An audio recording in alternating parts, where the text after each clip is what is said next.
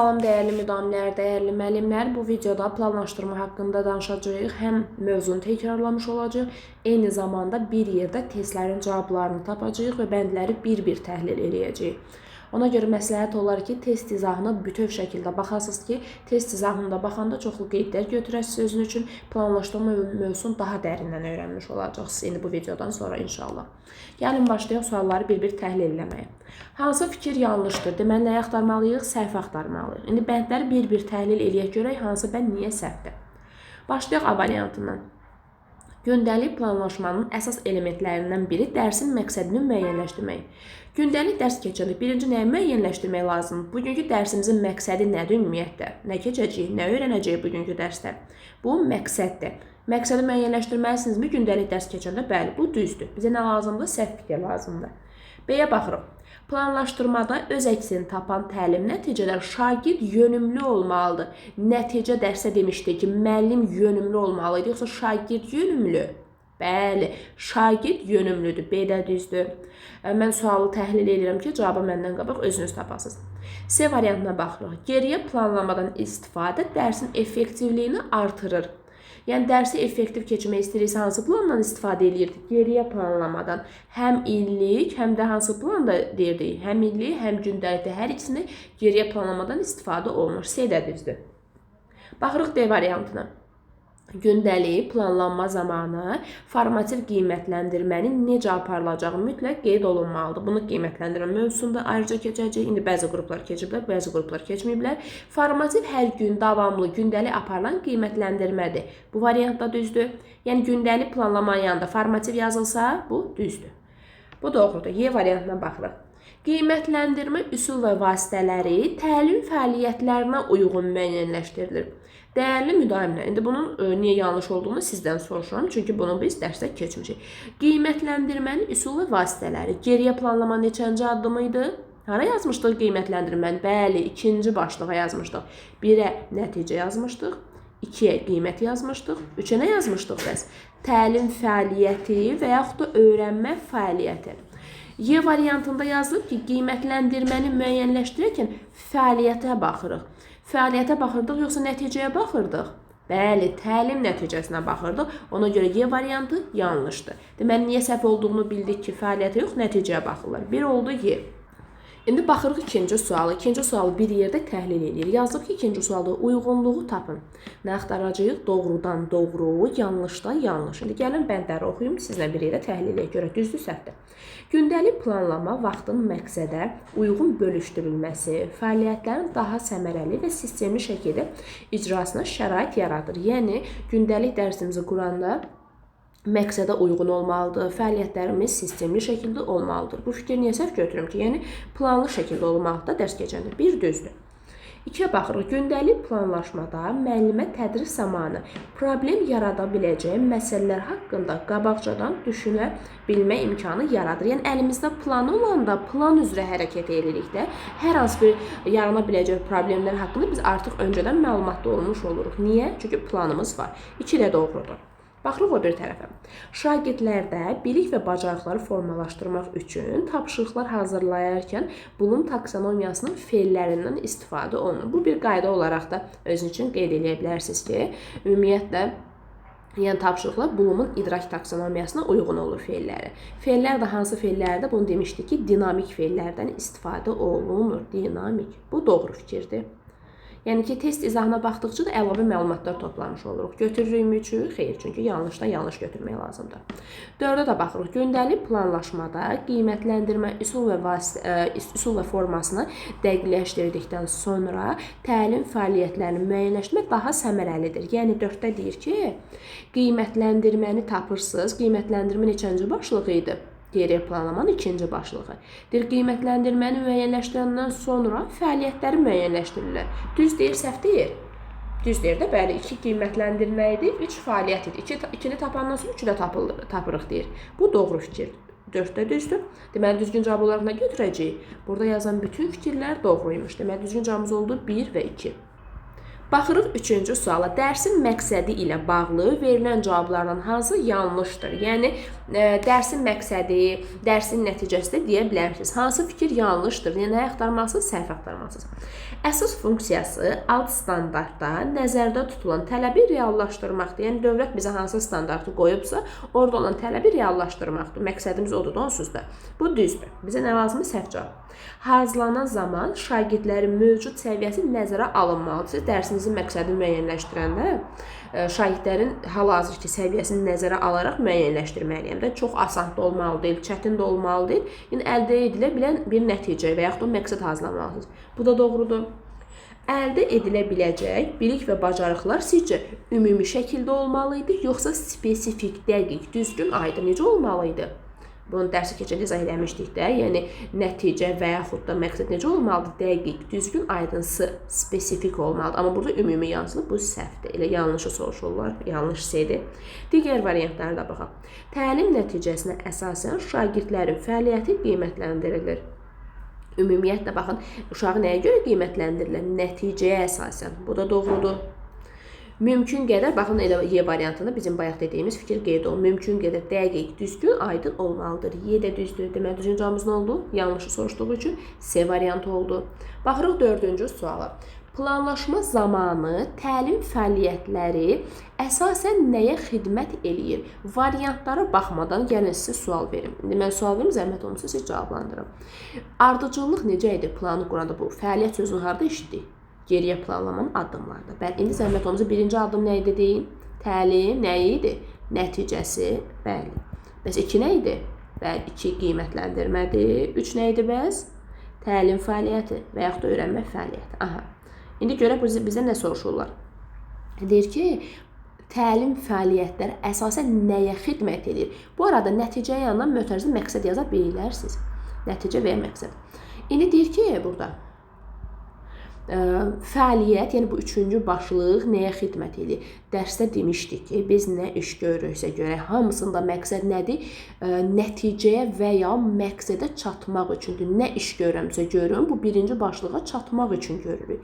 İndi bizə nə soruşurlar ki, fəaliyyət nəyə xidmət edir? Nəticəyə, məqsədə çatmaq üçün. Düşürük variantlardan onu axtarırsınız. B variantı. Dərsin məqsədini reallaşdırmaq üçün bütün işimizi, gücümüzü nəyə uyğun qururuq? Məqsədə, nəticəyə çatmaq üçün. Misal üçün də biz demişdik dərsdə MİQ imtahana hazırlaşırıq. İşimizi, gücümüzü, dərsə qoşulmağımız, iş həyatımızı hamısını nəyə uyğunlaşdırırıq? Məqsədə çatmaq üçün. Deməli, fəaliyyətin məqsədi nəyə aiddir? Yəni fəaliyyətin əsas nəyə xidmət eləyir? Təlim nəticəsinə və yaxud da təlim məqsədinə çatmaq üçün. Düzgün cavab oldu nə? B variantı. Ümid edirəm ki, 4-cü sualı tam variantını başa düşdünüz. 5-ci suala baxırıq. Uyğunluğu tapın deyir. Doğrudan doğru, yanlışdan yanlış axtaracaqsınız. Bu hissəni silək. Hər dəfə geriyə planlama addımlarını təkrar sizdən soruşacağım ki, artıq vurma cədvəli kimi öyrənmiş olaq. Uyğunluğu tapın deyir. Doğrudan doğru, yanlışdan yanlış. Öyrənmə fəaliyyəti neçənci addımdır dəyərli müdavimlər? Geriyə planlama hansı addımı idi? 3-cü, bəli. Öyrənmə fəaliyyəti təlim nəticələrinə çatmaq üçün görülən işlərin təsviridir. Bu dəqiqə dedikdə fəaliyyət nədir? Nəticəyə çatmaq üçün görülən işlərin təsviri. Fəaliyyət iş görmək deməkdir. Bir düzdür. Götürürsünüzmü? Bəli, götürürsünüz. Qiymətləndirmə meyarları. Qiymətləndirmə harada yazılır? 2-də baxın, burada yazmışıq. Nəticəyə çatmağa görə, yəni qiymətləndirmə meyarı nəticələrə görə müəyyənləşdirilir. Təlim nəticəsinə görə müəyyənləşdirilir. Bu da düzdür də, yəni qiyməti nəyə əsasən yazılır? Uşağın nəticəsinə. 2 də düzdür. Keçirik bu bir tərəfə. Bizim məqsədimiz cavabı tapdım 1-2 variant götürüm deyil. Bizim məqsədimiz bütün bəndləri təhlil eləyək ki, aramızda digər yəni bənd götürən müdavimlərimiz ola bilər. Gündəlik planlaşmada resursların müəyyənləşdirilməsi əhəmiyyətlidir. Yəni, dərs keçirsiniz, gündəlik hansı resurslardan istifadə edirsiniz, nədən istifadə edirsiniz? Resurs, yəni hansı avadanlıq, hansı vəsait, nədən istifadə edirsiniz? Onu müəyyənləşdirmə əhəmiyyətlidir. Yəni, planımı qururam da, yəni nədən istifadə edəcəm? Bu doğrudur. Təlim nəticəsində feillərin dinamik olması. Bunu bayaq dediyimi, bəli, 2-ci sualda dedik. Baxın, burada qeyd kimi qalıb hələ də. Deməli, feillər necə olmalıdır? Dinamik olmalıdır. Dinamik olması təlim nəticə ölçməsinə imkan yaradır deyir. Bəli, bu doğrudur. Deməli, burada yazılan bütün fikirlər doğruymuş. Düzgün cavabına götürəcəyik 1 və 2. Daha sonra baxırıq 6-cı suala. Verilmiş izahların düzgün ardıcıllığını tapın. Deməli, bizə nə lazımdır? Bəndlər, daha doğrusu 1, 2, 3 oxuyuruq, variantlardan uyğunlaşdırırıq. İndi gəlin mən oxuyum, siz tapın. Başlayaq birincidən elə. Burada müəllim dərsin məqsədinə çatıb çatmadığını, şagirdlərin təlim nəticə nail olmadığını nə ilə və necə ölçə bilər, nə ilə ölçürlər uşağın nəticəsini sizcə? Variantlara heç baxmayın. Uşağın nəticəsi nə ilə ölçərlər? Qiymətlə. Bəli, deməli bir qiymətdir. Heç variantlara baxmayıb özünüz tapırıq. Bir qiymətdir. Keçdi 2-yə. 2-ni oxuyuram, dəyərlimlərimə cavabı siz tapın.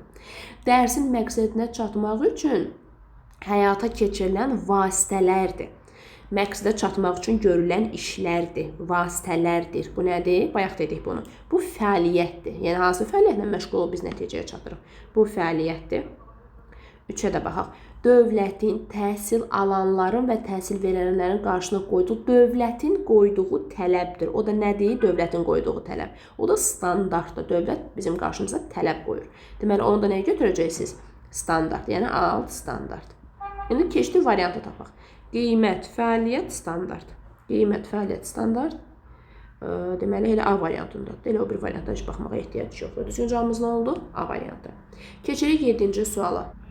7-ci sualda da yenə çox keçən sualdır. Bir növ təriflərini öyrənmişik. Amma necə öyrənmişik də biz nümunələrlə öyrənmişik. Tərifləri əzbərləməmişik. İndi gəlin 7-ci sualı bəndlərini oxuyum. Siz tapın ki, bu nəyin? Deməli, geriyə planımı 3-dən addımı. Fəaliyyət, nəticə, qiymətləndirmə. Hansı fikir hara aiddir? Gəlin biri mən oxuyum, siz tapın. Sonda şagirdlərin hansı bilik bacarıq sahib olacaqları haqqında nəticələrin əvvəlcədən müəyyən olunması. O nə idi ki, biz onu əvvəlcədən müəyyən eləyirdik? Nəyin tərifi idi? Harada yazmışdıq? Bəli, bu təlim nəticələri. Deməli, bir nədir? Təlim nəticələri. Əla, bunu siz tapdınız. Keçək 2-yə. İkində mən oxuyuram, siz tapın. Deyir, müəllim hansı iş forması, hansı iş üsullarından, metodlardan istifadə edəcəyi, öyrənmə mühitini necə quracağı ilə bağlı məsələlər öz əksini tapıb. Yəni, biz bugün dərsdə hansı üsuldan, hansı formadan istifadə edəcəyik, nədən istifadə edəcəyik, hansı işlərlə məşğul olacaq, onu harada yazmışdıq, harada qeyd eləmişdik. Bu, fəaliyyət hissəsində olur, bəli, fəaliyyət. Keçək 3-ü oxuyaq. Şagirdlərin məqsədə nə dərəcədə çatması haqqında informasiya əldə. Nə dərəcədə siz bugünkü dərsi öyrəndiniz? Onu nə ilə yoxlayaraq? Nə dərəcədə öyrəndiniz? Nə dərəcədə əldə elədi? Onda nə ilə baxırlar? Bəli. Nə dərəcədə çatmaq, nə ilə ölçülük və s.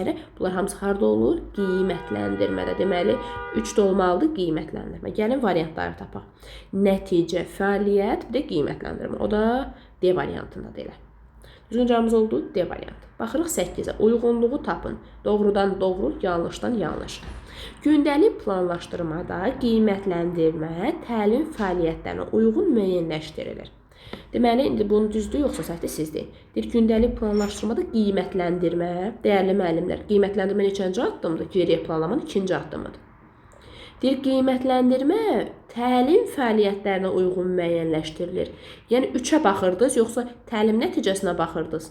Nəyə baxırdınız? Bəli, nəticəyə baxırdınız, fəaliyyətə baxmırdınız. Bir səhvdir. Görürsünüz, dəyərli müəllimlər, mənasını biləndə necə rahat şəkildə variantdan çıxmaq olur.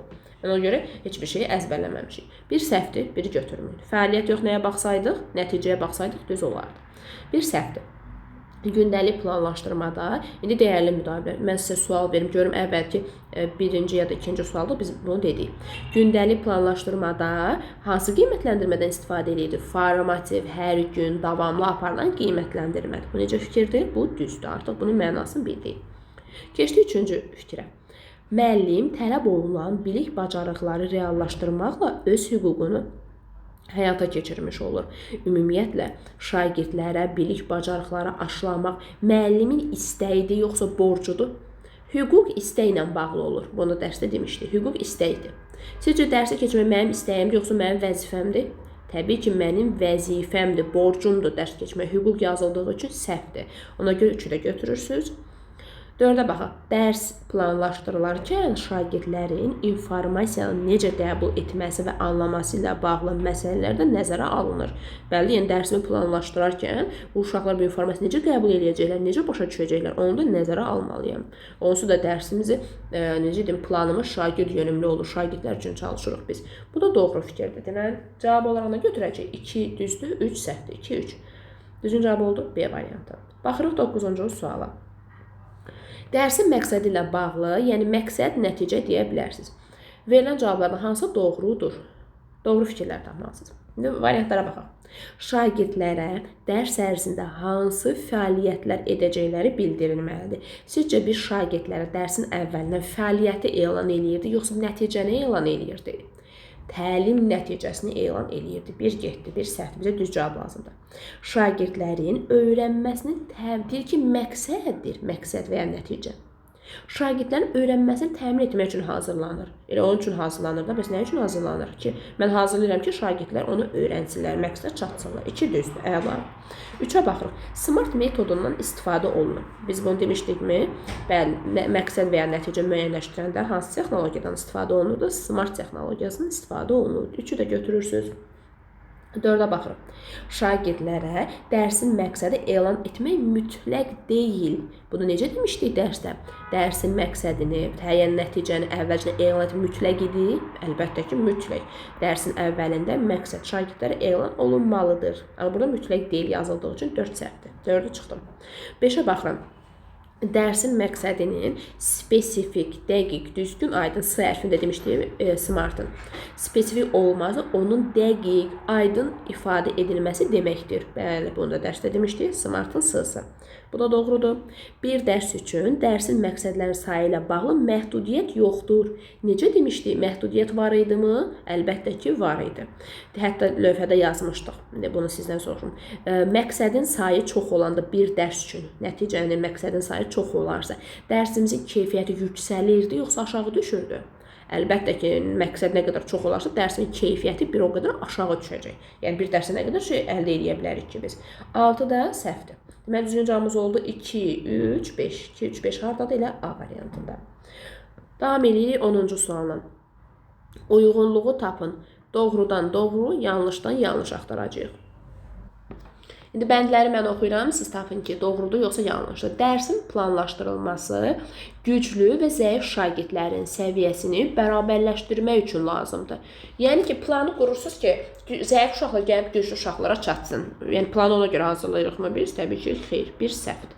2-yə baxın. Dərsin planlaşdırılması çətin anlaşılan mövzular şagirdlərə izah etmək üçündür. Ümumiyyətlə, plan mənim əlimdə həmişə olur. Mən işi düzgün qurmaq üçün bir xəritə rolunu, istiqamət rolunu oynayır. Yəni, çətin mövzu şagirdlərə izah eləmək üçün yazılmır plan. 2 də səhvdir.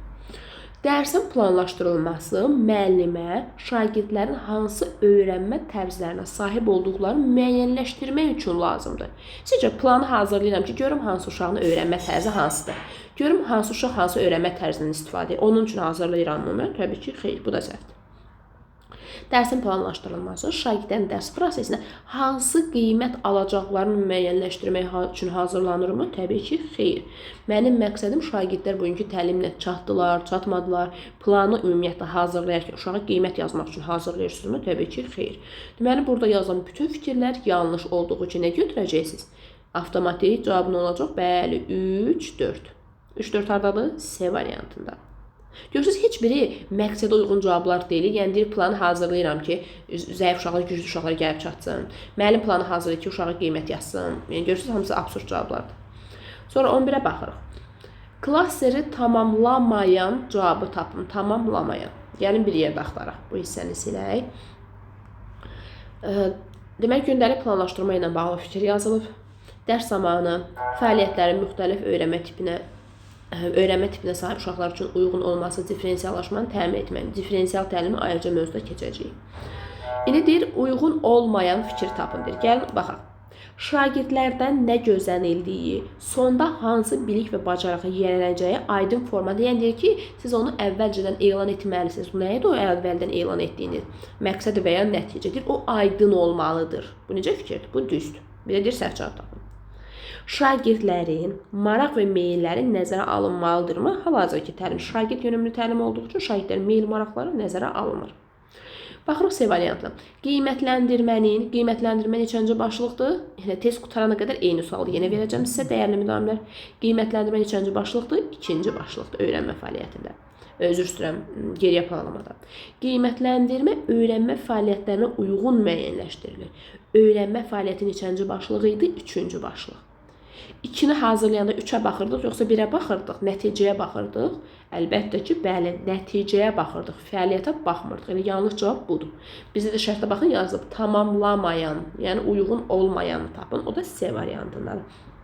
Görürsünüz, artıq dəfələrlə geriyə planlamanı sual verdikcə tam olaraq başa düşürük ki, söhbət nədən gedir. Dərs zamanı qarşıya çıxa biləcək çətinliklər əvvəlcədən müəyyən eləmək, yəni planım olmalıdır əvvəlcədən. Refleksiya, yəni əks əlaqə strategiyasını müəyyənləşdirmək lazımdır. Yəni gündəlik dərs keçəndə uşaqlar refleksiya eləyin deyir. Bu da doğrudur. Səhv cavabımız oldu C variantı. Hansı fikir yanlışdır? Yəni nəyi axtarırsınız? Səhv fikir. İndi gəlin bir yerdə tapaq. Alt standart iki hissədən ibarətdir. Bilik, üstəgəl, bacarıq və ya fəaliyyət. Bu necə fikirdir? Böyle alt standartın tərifidir. Şagirdlərin bilik, üstəgəl, bacarıq və ya fəaliyyəti. Bu düzdür. Bizə səhv cavab lazımdır. Dərsi planlayarkən şagirdlərdə idrak fəallığının necə yaradılması ilə bağlı məsələlər orada öz əksini tapır.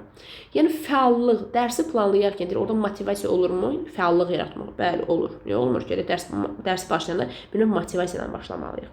Dərsin sonunda şagirdlərin hansı bilik bacarıqlar əldə edəcəkləri onlara öncədən təqdim olunmalıydı. Sizcə əvvəlcədən elan etmək mütləq idi, yoxsa mütləq deyildi? Bəli, əvvəlcədən elan etmək mütləqdir. C də düzdür. D-yə baxıram. Tapşırığın məqsədi onun icrasından əvvəl şagirdlərə elan olunmalıdır. Bu dəqiqə dedik ki, əvvəlcədən elan olunmalıdır. D də düzdür. Y variantına baxırıq. Alt standartda nəzərdə tutulan bilik bacarıqlar cari tədris ilində formalaşdırılmadıqda növbəti tədris ilində də həmin alt standartın reallaşmasını planlaşmaya daxil edirik. Dəyərli müdavimlər, yəni Y variantı deyir ki, alt standartı, məsəl üçün, cari il nə deməkdir? Bu ildə formalaşma saatdir, gələn tədris ilində yenə onu planlayın, onu reallaşdırın. Bunu dərs izahıyla demişdik, alt standart hər il dəyişir və yaxud necə demişdik? Sinifdən sinifə keçəndə dəyişir. Dəyərli müdavimlər, bu test, yəni izah videosuna baxanda bunu qeyd edin. Alt standart hər il dəyişir. Bu deyir ki, yox, yəni Y variantı deyir ki, yox, hər il dəyişmir. Bu il əgər sən onu formalaşdırmazsan, gələn il onu təzədən keçməlisən. Deyir, xeyr. Dövlət hər il yeni alt standart. Yəni bu standartı keçdim, qutardım, gələn il başqa standart keçirim. Yəni alt standart hər il dəyişir və yaxud da başqa necə düşə bilər? Sinifdən sinifə keçəndə alt standart dəyişir fikri görürsünüz necə fikirdir? Düz fikirdir. Amma Y variantı yanlışdır. Deyir, bu il qutarmazsan, deyir, gələn təzədən həmin alt standartı reallaşdırmalısan. Bu yanlış variantdır.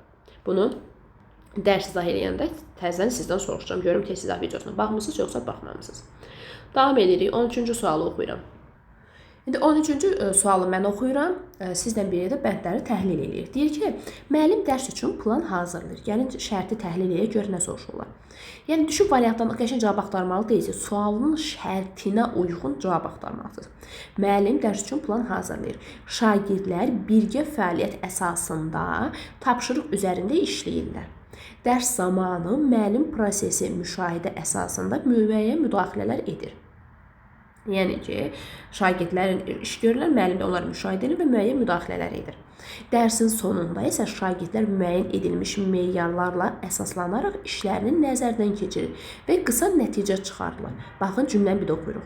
Dərsin sonunda isə şagirdlər müəyyən edilmiş meyarlara əsaslanaraq işlərini nəzərdən keçirirlər ki, uşaqlar nəyi necə elədi, nətər elədi, uşaqlar nəzərdən keçirirlər və qısa nəticə çıxarırlar ki, hə, deməli biz hansı nəticəyə gəldik. Deyir ki, bu planlaşdırma yanaşmasına əsasən müəllimin əsas pedaqoji məqsədi hansıdır? Yəni, bu düşüb variantlardan, bu düzdür, A düzdür, A, B də düzdür deyib variant götürmürsünüz. Deyir ki, bunu eləməkdə müəllimin məqsədidir, nədir? Baxın, deməli, müəllim uşaqlar üçün plan hazırlayır, şagirdlər bir yerdə işləyirlər, müəllim onları müşahidə edir və müdaxilələr edir. Və dərsin sonunda da şagirdlər müəyyən edilmiş meyarlara əsaslanaraq öz işlərini bir növ təhlil edirlər və sonunda da bir qısa bir nəticə çıxır. Yəni, öz işləri haqqında məlumatlı olurlar şagirdlər. Yəni, mənim məqsədim odur ki, şagirdlər özləri öz işləri haqqında məlumatlı olsunlar, nətər gəlib bu nəticəyə çıxdıqları haqqında məlumatları olsun. İndi, yəni sualın şərtinə, bu dəqiqə dediyimiz nəticəyə uyğun bir şey axtarmalıyıq. İndi gəlin variantlara baxaq. Tədris prosesinin gedişini nəzarətdə saxlayıb tapşırıqları müəyyən çərçivədə, yəni deyir ki, A variantında müəllim uşaqlar ona görə nəzarət edib ki, tapşırıqları müəyyən çərçivədə yerinə, yəni bu çərçivədən çölə çıxmayın. Sizcə müəllim elə bir məqsədi var idi mi o şərtdə? Yox. Müəllim lazım olanda uşaqlar müəyyən müdaxilələr edirdi. Prosesin gedişatına nəzarət etmək, müdaxilələr etmək, nəzarət etmək, uşaqları çərçivəyə salmaq demək deyil. Bu bir növ əvvəlki avtoritar rejimdə olur. A-nı çıxdıq. Bizə düz əsas hansı məqsədi düzüdür. B-yə baxın. Fəaliyyət zamanı yaranan çətinliklərin qarşısını alıb dərsin sonunda nəticələri meyarlarla ölçməkdir. Yəni deyir ki, müəllimin məqsədi axırda uşaqların nəticələrini ölçməkdir. Ona görə deyir, çətinlik yarananda onun qarşısını aldım ki, dərsin sonunda uşaqlar müəyyən nəticələrə əsasən onları ölçüm, onların nəticələrini ölçüm. Bu təbii ki, səhvdir. Müəllimin məqsədi uşaqların nəticələrini ölçmək deyildi. Müəllimin burada məqsədi odur ki, uşaqlar özləri öz işlərini təhlil eləsinlər, necə gəliblər, hardan hara gəldiklərini baxsınlar deyə mən bunu həyata keçirmişəm. Yəni, elə bir cavab axtarmalısınız. Şagirdlərin öyrənmə prosesində irəliləyişlərini izləmək, bəli. Baxın, meyarlar əsas işlərini nəzərdən keçirirlər və nəticə çıxardırlar. Bura düz gəlir. İşlərini meyarlarla müqayisə edərək, baxın da yazılıbdır, sualın şərti işarədə qoymuşuq. Meyarlara əsaslanaraq işlərini nəzərdən keçirirlər.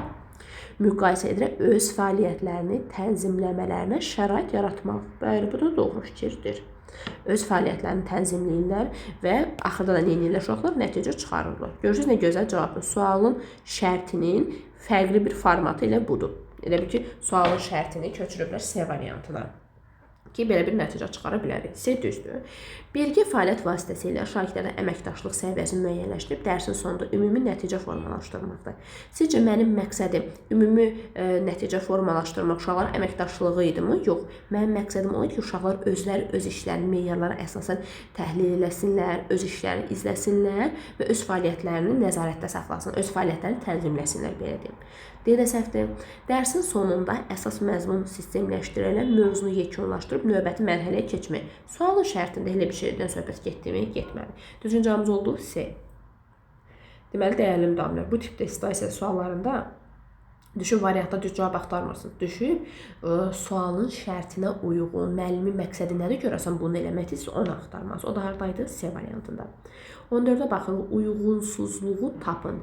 Düzdən səhvi, yanlış tunumunda doğrunu, tərsini axtarmalıyıq. Gəlin variantları oxuyaq. Alt standartdan çıxarılan təlim nəticələri spesifik, dəqiq, düzgün, aydın olmalıdır. Bu düzdür, amma götürmürsünüz, çünki uyğunsuzluq deyilir. Müəyyənləşdirilmiş təlim nəticələrinə il boyu bir neçə dəfə təkrar müraciət etmək mümkündür. Yəni, bir də nəticəyə il boyu təkrar müraciət etmək mümkündür. 2 də düzdür, götürmüşsünüz ona görə. Bu ikinci bənd birazdan yenə qarşımıza çıxacaq. Orada artıq mən sizə sual verəcəm. Düzgün cavabı özünüz tapmalısınız. Deməli, təlim nəticəsinin il ərzində bir neçə müraciət etmək olurmu? Olur. Bu düzdür. 1 də düzdür, 2 də düzdür, amma heç birini götürmürük. Çünki bizə uyğunsuzluq lazımdır. Dərsin təlim nəticələri müəyyənləşdirilməsi gündəlik planlaşdırmanın ən mühüm, yəni nəticəni tapmaq planımızın ən mühüm hissəsindən biridir. Düz deyir də, yəni bu düzdür. Məqsədi bilməliyəm ki, işi planımı da qurub. Bu düzdür. Qiymətləndirmə meyarları təlim nəticələrinə əsasən müəyyənləşdirilir. Qiymətləndirmə geriyə planlama neçənci addımı idi? 2-ci addımı idi. Deyir, onu müəyyənləşdirir ki, nəticəyə baxmalısınız, 1-ə baxmalısınız deyir. Bu necə fikirdir? Doğrudur. Deməli, düzgün cavabımız nə olacaq? Bütün fikirlər doğru olduğu üçün uyğunsuzluq da olur. 3-4. 3-4 Y variantı. Baxırıq 15-ə. Dərsin təlim nəticəsinə aid deyildir. Nəticəyə aid olmayan fikirlər seçin.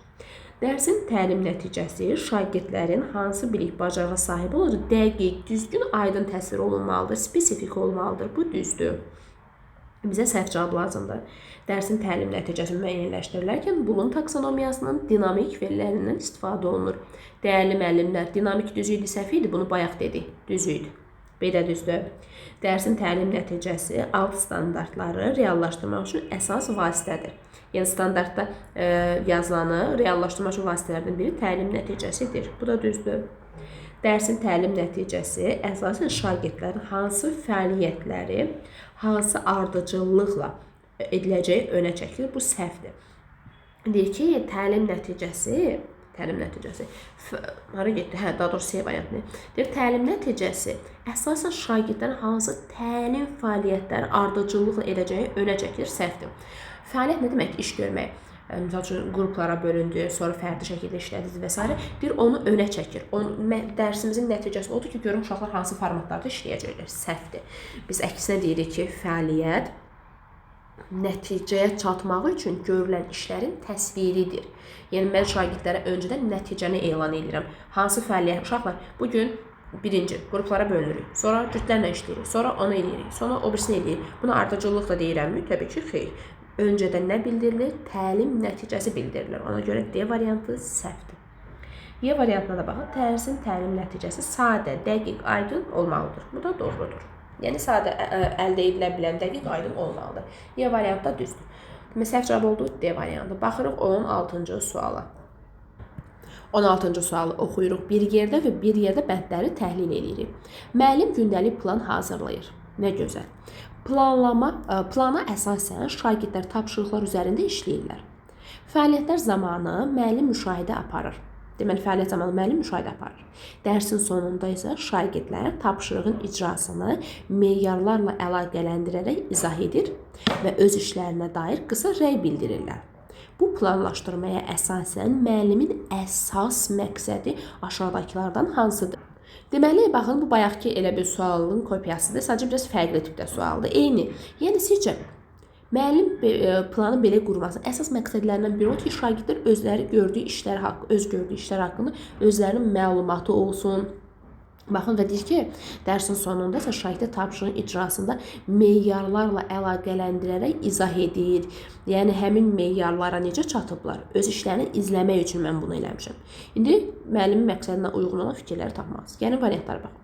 Tapşırığın icrası zamanı səhvlərin azalması üçün prosesə müdaxilələri edib, şagirdlərə hazır nümunələrə əsasən düzgün icra modelini tətbiq etməkdir. Yəni ki, müəllim istəyir ki, uşaqda səhvləri azalsın, ona görə tez müdaxilə edir ki, uşaqların səhvləri az olsun. Məqsəd budurmu? Xeyr. A getdi. Dərs zamanı yaranan fərqləri aradan qaldırmaq üçün tapşırığın icra yolunu mümkün qədər standartlaşdırmaq. Yəni, standart bu yoldan istifadə edin uşaqlar. Elə eləyin ki, çətinlik yaranmasın. Bu da səhvdir. Şagirdlərin öyrənmə prosesini şuurlu şəkildə dərk etməsinə, baxın, bura qədər düzdür. Fəaliyyət zamanı irəliləyişlərini izləməsinə, baxın, bayaq da demişdik ki, uşaqlar özləri öz işlərini izləyirlər və meyarlara əsasən öz işlərini qiymətləndirməsinə şərait yaratmaq. Baxın, bəli, tapşırığın sonunda da yazıb şərtin. Şagirdlər tapşırığın icrasını meyarlarla əlaqələndirərək izah edirlər və öz işləri haqqında qısa rəy bildirirlər. Deyir, sualın şərtinə yazıb da meyarlara əsasən öz işlərini qiymətləndirməyə şərait yaradırıq. Bəli, deməli, düzgün cavabımız oldu C. Əslində, sualın şərtini diqqətlə oxuyanda variant avtomatik deyir ki, yəni yuxarıda yazılan şərtə uyğun olan hansıdır? C variantıdır. D-yə də baxaq, cavabı tanımışıq da, sadəcə əsas məqsəd budur. Şagirdlər tapşırığı necə yerinə yetirdiyini müşahidə edib, dərsin sonunda ümumi nəticəni yekunlaşdırmaqdır. Məqsəd bu deyil, məqsəd ki, uşaqlar öz işlərini təhlil eləsinlər. Dərsin sonunda şagirdlər təqdim etdiyi cavabları müqayisə edib, ən uğurlu nümunə üzərində baxın, ən gözəl cavabı filan uşaq söyləyib. Bu düzgündürmü? Təbii ki, deyil. Bu, yəni məqsədin belə bir şey deyil sualın şərtində. O düzgün deyil, ümumiyyətlə, ən gözəl cavabı kim verib, onun adını çəkmək və s. Baxırıq 17. Gündəlik planlaşdırma nə üçün vacibdir? Niyə plan qururuq? Plansız getsə nə olar ki, deyir. Planlaşdırma nə üçün vacibdir? Gedək variantlara baxın. Müəllimin dərsdəki fəaliyyətləri səmərəli, məqsədə uyğun təşkil etməyə şərait yaradır. Elə ki, budur da cavab. Deyir ki, yəni dərsdə nə iş görürsə, onu səmərəli, məqsəd yönlü şəkildə qurmağa şərait yaradır. Bəli, düzdür. Yəni, xəritəm, strategiyam olur da, pərakəndə olmur dərsim. Bu düzdür. Elə cavabı da budur. Müəllimin hansı mövzu mənimsədəcəyinə yönəlir. Plan deyir, nə üçün hazırlayırsınız deyir. Planı hazırlamaqda məqsəd nədir? İşinizi səmərəli qorumaq üçündür. Tədris vahidinin vaxtının tamamlanması. Tədris vahidi bölmədir. Tədris vahidi nə oldu? Bölmə. Gündəlik planda bölmə yazılmır heç. Bu səhvdir. Yeni təlim üsulunu tətbiq etmək bacarığı formalaşdırmaqdır. Planı üsul tətbiq etmək üçün tuturam mən, təbii ki, xeyr. Summativ qiymətləri hazırlamağa şərait yaradır. Gündəlik qiymətləndirmədə formativ qiymətləndirmə olur. Y-də səhvdir. Düzgün cavabımız oldu A variantı. 18-ə baxırıq. Gündəlik təlim nəticələri ilə bağlı fikirlərdən hansı yanlışdır? Nə axtarmalısınız? Səhv fikir axtarmalısınız. Gündəlik dərs planlaşmasında öz əksini tapmışdır. Yəni, təlim nəticəsi gündəlik planda var. Var da düz deyir. Bizə səhv cavab lazımdır. Təlim nəticəsi şagirdlərin öyrənmə zamanı qarşılaşdığı problemləri müəyyənləşdirib onları aradan qaldırmağı nəzərdə tutulur. Deyir ki, nəticə öyrənmə zamanı şagirdlərin problemlərini müəyyənləşdirib aradan qaldırmaqda nəzərdə tutulur. Təlim nəticəsi şagirdlərə öncədən elan olunur ki, şagirdlər sonunda hansı nəticələr əldə edəcəklər, onu öncədən deyirəm. Problemləri müəyyənləşdirmək üçün nəzərdə tutulub. Sizcə təlim nəticəsi xeyr, bu səhvdir. Digər variantlarda baxın. Mövcud resurslar, öyrənmə mühiti nəzərə alınaraq müəyyənləşdirilir. Yəni gündəlik planda resurslar, mühit nəzərə alınır. Bu da düzdür. Şagirdlərin mövcud potensialı nəzərə alınmalıdır, effektiv öyrənmə baş versin. Bəli, şagirdlərin səviyyəsi nəzərə alınaraq planımızı qururuq. Bu da düzdür. Təlim nəticələri ölçülə bilən olmalıdır, dəqiq, düzgün, aydın olmalıdır. Bu da doğrudur. Səhv cavabımız oldu B variantı. Baxırıq 19-cu suala. Hansı fikir yanlışdır? Səhvi tapmalıyıq. Gəlin bir yerdə tapaq. Səhv fikir hansıdır? Alt standart bilik və fəaliyyət hissədən ibarətdir. Bu düzdür. Bizə səhv cavab lazımdır. Şagirdlərdə formalaşdırılacaq bilik bacarıqları başqa fənlərdə əldə edilə biləcək bacarıqlar, yəni dərs prosesində inteqrasiya olmalıdır deyir. Bu da düzdür. Dərsdən əvvəl təlim nəticəsi müəyyənləşdirilərkən mümkün qədər vaxt faktoru nəzərə alınmalıdır. Bunu demişdiyimi dərsdə? Bəli, Smartda T hərfində demişdik. Vaxt, time. Yəni nəticə müəyyənləşdirirkən vaxtınıza uyğun olmalıdır. Bu doğrudur. D variantına baxırıq. Qiymətləndirmə meyarları elə hazırlanmalıdır ki, şagirdlərin fəaliyyətini müşahidə etmək mümkün olsun. Yəni siz qiymətləndirmə meyarlarını elə hazırlayın ki, şagirdlərin fəaliyyətini izləyə biləsiniz, müşahidə edə biləsiniz. Bu da düzdür. Şagirdlərin işini müşahidə edirik, izləyirik. Bu da düzdür. Amma yazsa ki, qiymətləndirmə meyarı təlim fəaliyyətinə uyğun hazırlanır. Bayaq dediyimiz kimi, onda səhv olar. Elə bir şey yazılmayıb D variantında. Daha dərindən öyrənməni təmin etmək üçün gündəlik planlaşdırmada səmərəli öyrənmə mühitinin qurulması ilə bağlı bəzi məsələlər öz əksini tapmışdır. Yəni, siz gündəlik plan hazırlayanda istəyirsiniz uşaqlar daha dərindən nəyisə öyrədəsiniz, onunla bağlı mühit qurmalısınız deyir. Yəni, mühitin qurulması ilə bağlı gündəlik planlaşdırmada belə bir şey yazılmayıb. Y variantı yanlışdır. Yəni, belə şeydən danışmamışıq da, belə də yadda saxlaya bilərsiniz. Baxırıq 20-ci sualı. Dərsin təlim nəticəsi əldə edilə bilən olmalıdır. Yəni, deyirdiyi nə asan da olmalıdır, nə çətin. Yəni, çalışaraq əldə edilə bilən olmalıdır. Bunu dərsdə demişdik. İndi gedək variantlardan onu axtaraq. Çalışaraq, elə deyib, baxın dediyimiz fikir. Çalışaraq əldə edilə bilən olmalıdır. Düzgün cavab oldu nə? B variantı. Resursu harada demişdik? R. Real imkanların nəzərə alınması, R. Məqsəd dəqiq, düzgün, aydın olmalıdır. Bu, Smartın sırasında demişdik və s. Müəyyən vaxt müddəti olmalıdır, time-da demişdik. Qiymətləndirilə bilən olmalıdır. Onu hanıda demişdik? M. Ölçülə bilən, yəni qiymətləndirilə bilən olmalıdır və s. Bizə nə lazım idi? Nə asan, nə çətin, yəni əldə edilə bilən olsun. Düzgün cavab oldu B variantı. Daha sonra 21-ə baxırıq. Şagirdlərə Hacı Qaranın qayğıkeş ailə başçısı hesab etmək olarmı mövzusunda fikirlərini yazmaq tapşırılır. Şagirdlər əvvəlcə mətni oxumalı, demək birinci oxumalıdır. Daha sonra isə həmin mətnə əsasən Hacı Qara obrazını təhlil etməlidir. Demək, əvvəl oxuyurlar, sonra onu təhlil edirlər və fikirlərini əsaslandırılmış şəkildə yazılarda qeyd etməlidir. Deməli, baxın, altına xətlədik. Əvvəlcə oxumalıdır, təhlil etməlidirlər, sonra fikirlərini əsaslandırılmış şəkildə yazılarda qeyd etməlidir. Nə gözəl. Deyir ki, indi müəllim şagirdlər meyarları əvvəlcə elan edib. Uşaqlar, baxın, nəticə çıxarmaq, təhlil etmək, əsaslandırmaq. Meyarlarımız bunlardır. İndi düşək variantlara, doğru olanları axtarıq. Hamısını təhlil edib və hamısının altına qırmızı xətt çəkdik. İndi gedək variantları axtarıq. Müəllim şagirdlərə bu tip tapşırıqlar verməklə onlarda tənqidi təfəkkür inkişafına nail olur. Ümumiyyətlə, təhlil edin, əsaslandırın, öz fikirlərinizi deyin, əsaslandırmaq, sübut etmək və s. varsa, bu tənqidi təfəkkürdür. Bu düzdür. Ümumiyyətlə, bu tipdə situasiya testləri işləmək bizim üçün çox faydalıdır. Çünki hər dəfə testi işləyəndə nəsə öyrənirik. Məsələn, baxın, burada da öyrəndik ki, uşaqları tənqidi təfəkkür inkişaf elətdirir. Əsaslandırmaq, nəticə çıxarmaq və s. buna tənqid təfəkkür inkişaf elətdirir. Bir düzdür. Müəllim şagirdlərə şəxsi və sosial məsuliyyət. Sualın şərtində məsuliyyətdən söhbət getdi, getmədi, 2 getdi. Müəllim şagirdlərə meyarları əvvəlcə təqdim etməklə şagirdlərin icra etdiyi tapşırıqlarla bağlı müstəqil düşüncələrini çərçivəyə salmış olur deyir. Yaxşı eləmədi deyir müəllim əvvəlcə onlara elan etməyi. onsuz da əvvəlcən demirdik, elan etmək lazımdır. Deyir, onu elədiniz, deyir, yaxşı olmalıdır. Uşaqları çərçivəyə saldınız. Təbii ki, səhvdir. Deyirik ki, nəticələr, meyarlar öncədən şagirdlərə təqdim olunmalıdır ki, uşaqlar bilsin ki, hansı nəticələr lazımdır, hansı meyarlar lazımdır bizə. Meyarlar daha çox şagirdlərin konseptual bilik nə idi? Başa düşmək, dərk etmək, anlamaqdır. Deyir, yuxarıda yazılanlar şagirdlərin daha çox məntiqini, konseptual bilin formalaşdırmasına kömək edir. Bəli. Çünki nəticə çıxarmaq, başa düşmək, əsaslandırmaq üçün başa düşmək, anlamaq lazımdır. O da harda olur? Konseptual bilikdir. Deməli, düzgün cavabımız da oldu B variantı. 1 ilə 4. 1 ilə 4 hardadır? B variantında. Davam edirik 22-ci sualdan. 22-ci sualda nə yazıb? Şagirdlərə ev tapşırığı kimi 2 informativ mətin verilir. Şagirdlər mətinlərə verilmiş informasiyaları müqayisə etməli. Baxın, altına xətt çəkirik. Müqayisə etməli, bir-birinə zid olan informasiyaları müəyyənləşdirməlidir. Zid olan informasiyaları müəyyənləşdirməli. Doğru olanı seçməlidir və əsaslandırmalıdırlar. Əla. Altını xətlədik. Deməli, meyarlarımız nələrdir? Müqayisə etmək, etibarlı mənbələrdən işləmək, etibarlı mənbələrlə işləmək daha doğrusu, bir də əsaslandırma.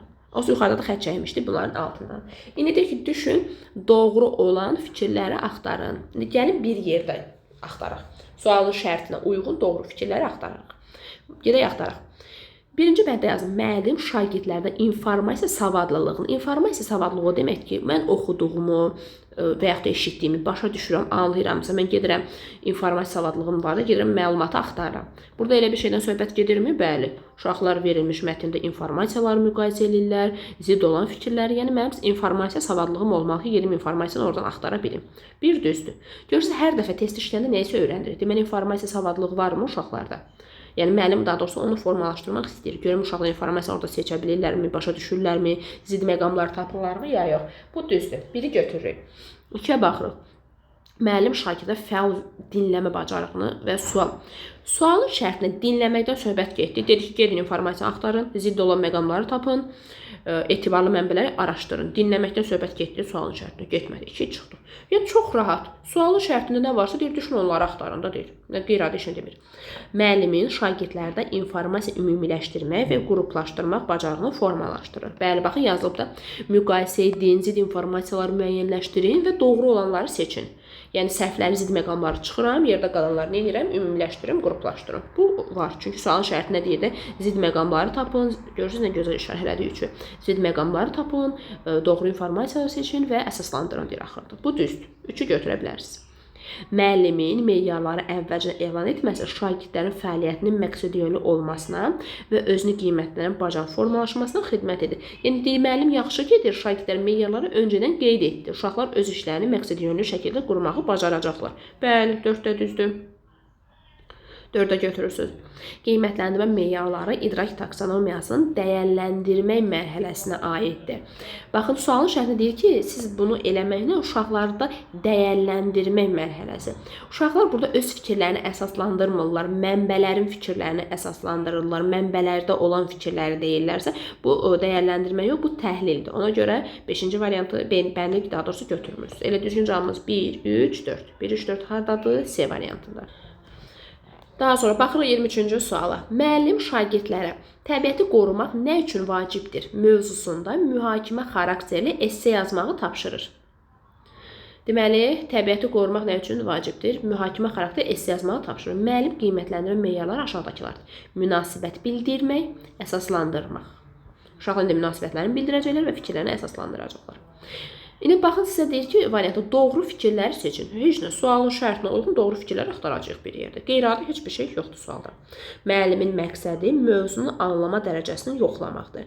Mən şagirdlərin anlamasını yoxlamıram burada. Mən şagirdlərin fikirlərini, münasibətlərini, mövqeylərini soruşuram burada. Bir getdi.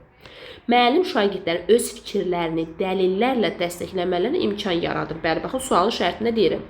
Baxın, dəlilim də mən sizə sual verirəm. Təbiəti qorumaq nə üçün vacibdir?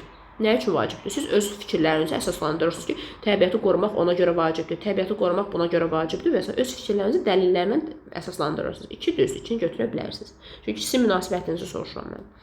Müəllimin məqsədi şagirdlərdə yaradıcı təfəkkürün formalaşdır. Uşaqlar nə yaratdı ki burada? Nəsə kəşf eləyən oldu burada? Yox, müəllim sual verir ki, öz fikrini denəndə demir ki, yarat nəsə. 3 səhvdir. Müəllim şagirdlər informasiyanı araşdırmaq, ümumiləşdirmə bacarığını formalaşdırmaq istəyir.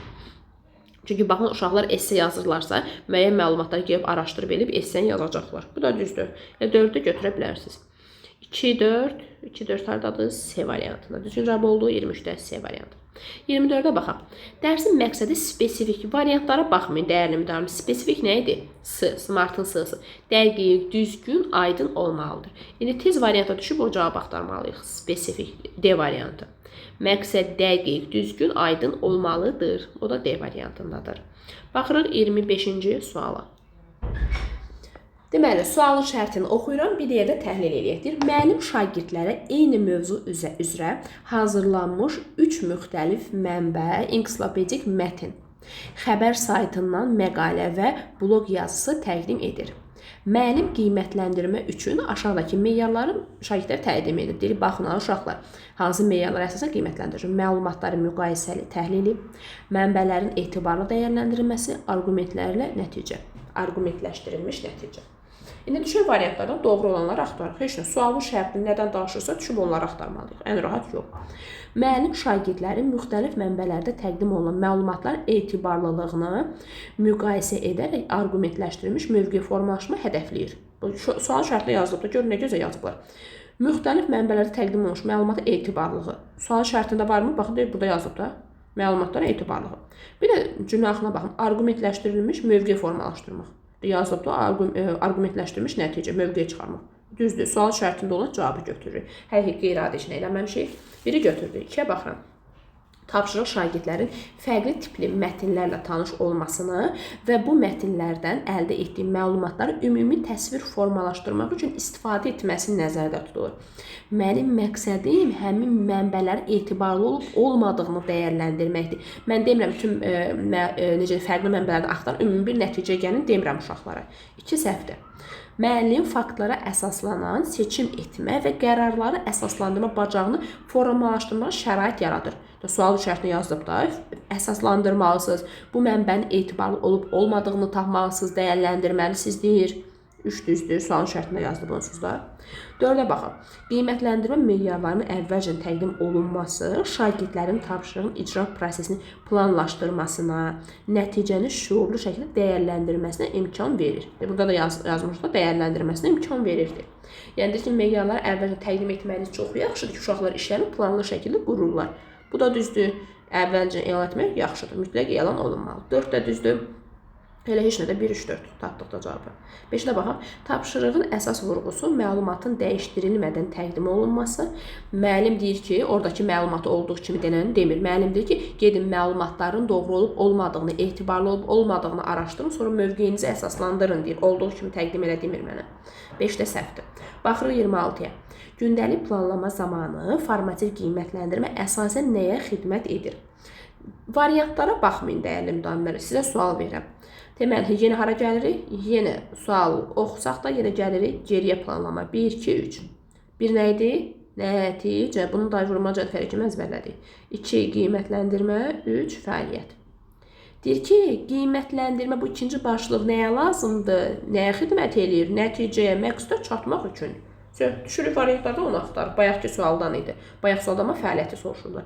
Deyir, qiymət nəyə lazımdır? Nəyə xidmət eləyir? Nəticəyə, məqsədə çatmaq üçün. Gedirik variantlarda axtarmağa. Deyil, B variantı. Təlim nəticələri reallaşmasına xidmət edir. Düzgün cavab B variantıdır. Digər variantı heç baxmağa ehtiyac yoxdur. Dərsdə nə iş görürsə, hamısından məqsəd nədir? Nəticəyə, məqsədə çatmaq üçündür. Daha sonra baxırıq 27.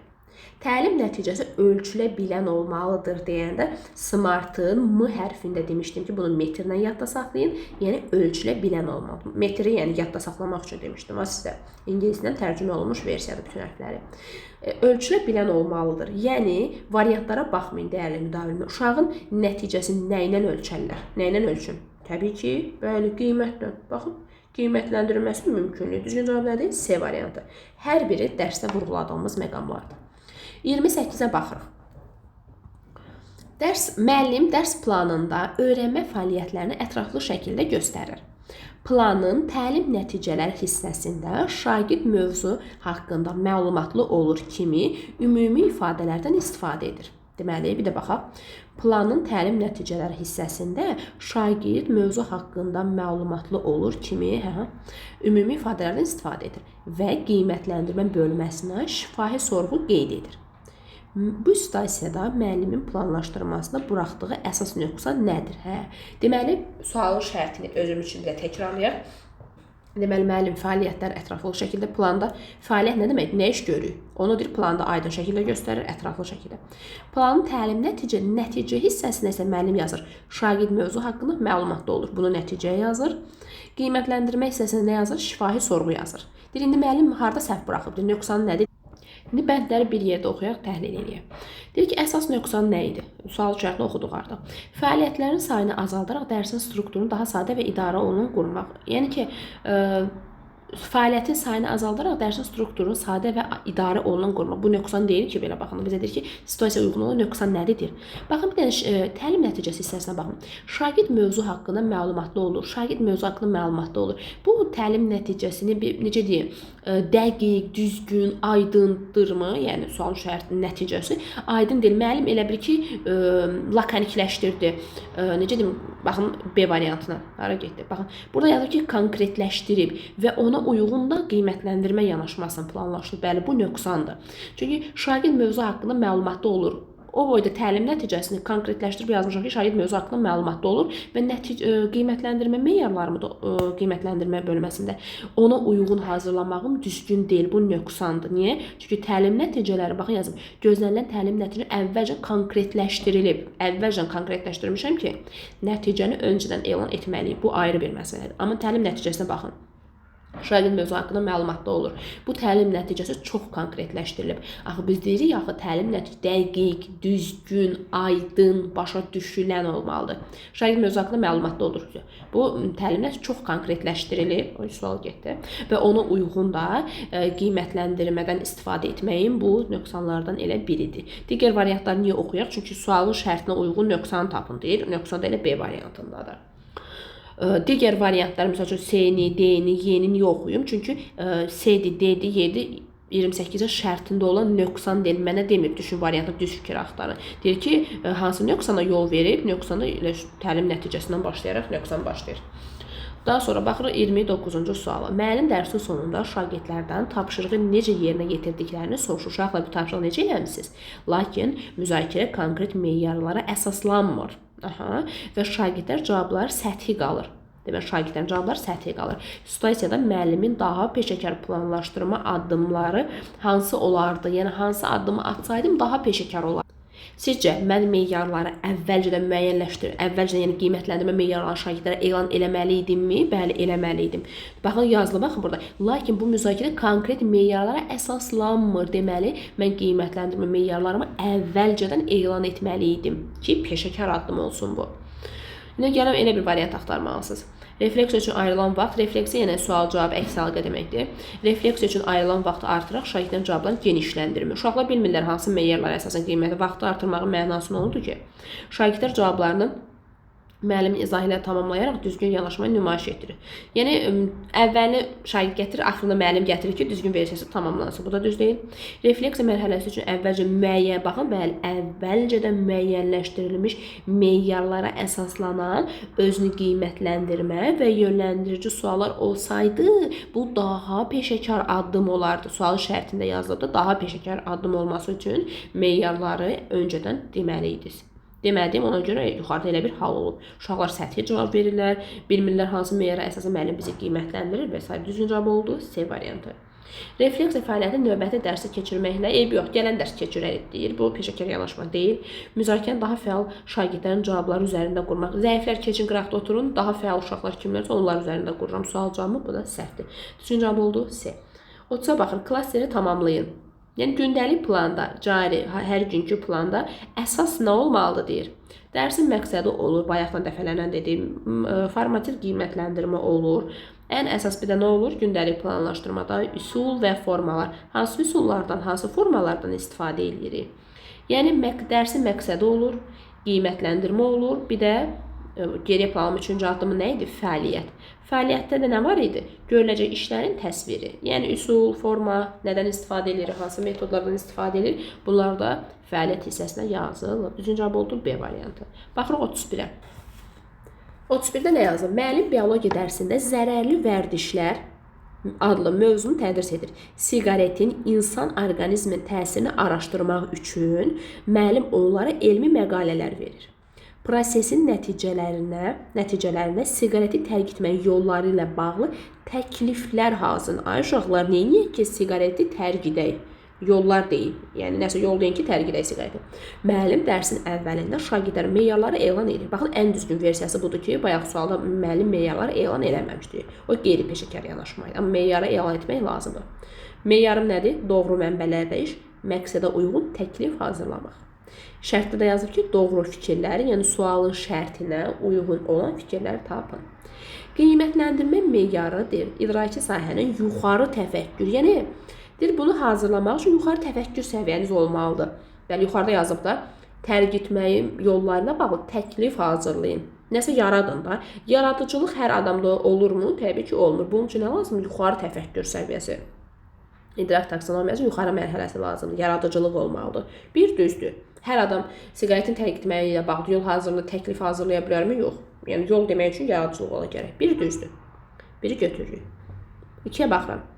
Müəllim şagirdlərdə şəxsi və sosial məsuliyyət dəyərini formalaşdırır. Bəli, yəni neyini? Ay uşaqlar, siqareti tərk edək, məsuliyyətli olaq və s. Bu varmı? Yuxarı şərtdə var da. Yəni insanları neyiniyək ki, insanlar siqareti tərk etsinlər, siqaret çəkməyə, sağlamlığımıza ziyan olmasın və s. Şagirdlər də şəxsi və sosial məsuliyyət, yəni məsuliyyətli olmaq lazımdır. 2 də düzdür. Daha sonra müəllim şagirdlərdə uyğun informasiya müəyyənləşdirmək və ümumiləşdirmək bacarığını formalaşdırır. Uşaqlar nə edirlər? Gedib zərərli vərdişlərin mövzunu tədris edirəm. Şagirdlər deməli nə edirlər? Onları araşdırırlar, elmi məqalələr verirəm. Gedin, araşdırın, tapın görək biz niyə siqaret çəkməli deyilik, çəkməmək üçün nə etməliyik və s. Yəni gedin məlumatları araşdırın, deyir. 3 də düzdür. Müəllim müəyyən etdiyi meyarlar tapşırıqlarla uyğunluq təşkil etmir. Niyə ki, əvvəldən demişəm ki, uşaqlar gedin mənbələri araşdırın. Sonra burada baxın, meyarın nədir? Mənbələrlə iş, təklif hazırlamaq. Yuxarıda yazıb da təkliflər hazırlayın. Əla. Hər şey qaydasındadır. Necə deyim, nəticəmlə meyarların hamısı üst-üstə düşür. Burada deyir, uyğunluq təşkil etmir, səhv deyir, təşkil edir. Müəllim tədris prosesində diferensial yanaşmadan istifadə edir. Diferensial fərdi və fərqli yanaşma nümayiş etdirməkdir. Yəni, burada different müxtəlifliyi nəzərə almaqdır. Amma müəllim burada bütün uşaqlara esse yazmağı tapşırır da, fərqli və fərqli yollar olduğu yazılmıyor burada. Ona görə bunu da götürmürsünüz. Deməli, düzgün cavab oldu 1, 2, 3 elə. Misal üçün, müəllim desəydi uşaqlar bir qrup uşaqlar esse hazırlasın, digər qrup uşaqlar başqa bir məlumat, o bir uşaqlar başqa bir şey və s. və s. müxtəlifliyi olarsa diferensial yanaşdığını deyə bilərdik. Amma biz burada deyə bilmirik, çünki hamı eyni şeyi hazırlayır. Daha sonra baxırıq 32. Dərsin cari planı. Cari hansı idi? Carinin ikinci adı nə idi? Bəli, gündəlik. Deyir, gündəlik planlaşdırma aid olmayan, yəni səhvi tapın deyir. Gedək səhv axtaraq. Dərsin məqsədi aydın, dəqiq, düzgün olmalıdır. Bu düzdür. Formativ qiymətləndirmə gündəlikdə yazılır. Bayaqdan dəfələrlə bunu qeyd elədik. Bu da düzdür.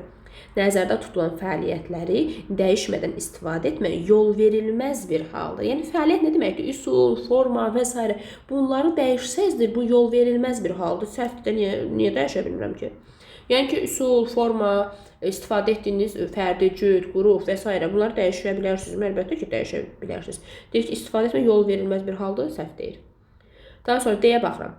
Dərs zamanı fəaliyyətlərin müxtəlif öyrənmə tipinə sahib olan uşaqlar üçün uyğunluq təşkil etməlidir. Bəli, burada C-də deyir, dəyişmək olmaz, amma baxın, D-də deyir ki, o uşaqların uyğunluq təşkil etməlidir. Bəli, düz deyir. Tapşırıqlar dərsin məqsədinə, təlim nəticələrinə uyğun olmalıdır. Dərsdə nə iş görəm, hamısı nəticəyə uyğun olmalıdır. Bu da düzdür. Səhv cavabımız C variantıdır. 33-ə baxırıq. Təlim nəticəsi formalaşdırılan zaman müəyyən vaxt müddəti nəzərə alınmalıdır. Smartda deyirdik tərifində. Yəni, müəyyənləşdirdiyiniz təlim nəticə vaxta uyğun olmalıdır. Yəni, indi vaxtla bağlı bir variant axtarırsınız, düşüb cavablarda. Nə ilə C variantı? Məqsədə hansı müddətdə əldə olunacağı düzgün vaxtdan söhbət gedirsə, düşün vaxt axtaracaqdır cavabda. Düzgün cavab oldu. Baxırıq 34-cü suala. Təlim nəticəsi formalaşdırılan zaman real imkanlar nəzərə alınmalıdır. Smart'ın R hərfinə deyirdi ki, real imkanlar nəzərə alınmalıdır, resurslar düzgün şəkildə müəyyən olunmalıdır və s. Düşürsüz, elə bir cavab axtarırsınız. Deyək C variantı. Baxın, resurs, real imkanlar hər birini dərsdə vurğulamışdıq. Düzgün cavab oldu C variantı. 35-ə baxırıq. Müəllim dərs üçün aşağıdakı təlim nəticələrini müəyyənləşdirir. Şagirdlər iki fərqli mənbədən əldə olunan məlumatları müqayisə edir. Daha əsaslandırılmış mövqeyini arqumentlərlə izah edir. Lakin qiymətləndirmə mərhələsində müəllim mətni səlis oxuyur və terminləri düzgün tələffüz edir, meyarlarından istifadə edir. Demək, ikinci səni bir də oxuyaq. Lakin qiymətləndirmə mərhələsində müəllim mətni səlis oxuyur və terminləri düzgün tələffüz edir, meyarlarından istifadə edir. Bu vəziyyət təlim qiymətləndirilməsinə uyğunluğunu təmin etmək üçün müəllimin hansı addımı atmalıdır? Baxın, sualın şərtinə deyir ki, müəllim əvvəlcə uşaqlara deyir ki, uşaqlar müqayisə etmək və arqumentləri izah etmək. Bu meyarlardır. Lakin qiymətləndirməyə çatanda müəllim deyir ki, uşaqlar, mən səlis oxumaq və terminləri düzgün tələffüz edilən meyarlarından istifadə edəcəm. Amma əvvəldə müəllim nəyə demişdi? Müqayisə etmək və mövqeyi arqumentlərlə izah edir. İndi şərt qara yazılan bu hissəyə baxırıq. Bu vəziyyətdə təlim qiymətləndirmə uyğunluğunu təmin etmək üçün nə etməliyəm? Müqayisə etmək və mövqeyi arqumentlərlə izah etmək. Bu meyarları yoxlamalıyam. İndi düşüb belə bir variant axtarmalısınız. Müəllim təlim nəticəsini dəyişərək diqqəti oxu texnikaları və düzgün tələffüz bacarığına yönəltməlidir. Yox, əvvəldə mən müqayisə və arqumentləri izah etməyi demişdim. Bu səhvdir. Qiymətləndirmə meyarları müqayisə əla, düz deyil. Müqayisə və əsaslandırma arqumentləri bacarığına uyğun şəkildə yenidən formalaşdırmalıdır. Bəli, yuxarıda mən müqayisə və arqument demişəmsə, axırda mən səlis oxuyur və terminləri düzgün tələffüz edərək yoxlamalı deyiləm. Yuxarıda nəyi demişəmsə, aşağıda da onu yoxlamalıyım. Belə düzgün cavabımız B-dir. Yəni uyğun olan deyir, tapın, uyğun olan da elə B variantıdır. Baxırıq 36-ya. Gündəlik planlama ilə bağlı hansı fikir səhvdir? Gündəlik planlaşdırmaya aid olan səhv fikir tapındır. Gündəlik, yəni cari planda dərsin məqsədi gözlənilən olmalıdır. Dəqiq, düzgün, aydın olmalıdır. Bu düzdür. Yəni carinin ikinci adı gündəlikdir. Cari planlama zamanı seçilən metodlar, üsullar dərsə nə iş görürəmsə məqsədə uyğun olmalıdır. B də düzdür. Cari planlama müəllimə dərs prosesinə, vaxt bölgüsünü əvvəlcədən, yəni planınızı əvvəlcə vaxta uyğun planlamalısınızdır. Bu da doğrudur. Cari planlama daha çox əvvəlcə müəyyənləşdirilmiş fəaliyyətlərin ardıcıllığına, bunu bayaq qeyd eləmişdik. Sizcə planda fəaliyyətlərin ardıcıllığı olur, yoxsa nəticə öncədən şagirdlərə elan olunur, nəticəni qarşıma qoyub elə yola çıxıram? D-də yazılıb ki, cari plan daha çox əvvəlcə müəyyənləşdirilmiş fəaliyyətlərin ardıcıllığına əsaslanır və dərsin gedişində bu ardıcıllıq saxlanılmalıdır. Hansından sonra hansını eləyirəm? O bu qutarda o birisi qutarda o birisi. Hansı ardıcıllıqla eləyəcəyi yox. Sadəcə planın məqsədi odur ki, işimizi sistemli şəkildə quraq, şagirdlər sonunda həmin təlim nəticəsinə çatsınlar.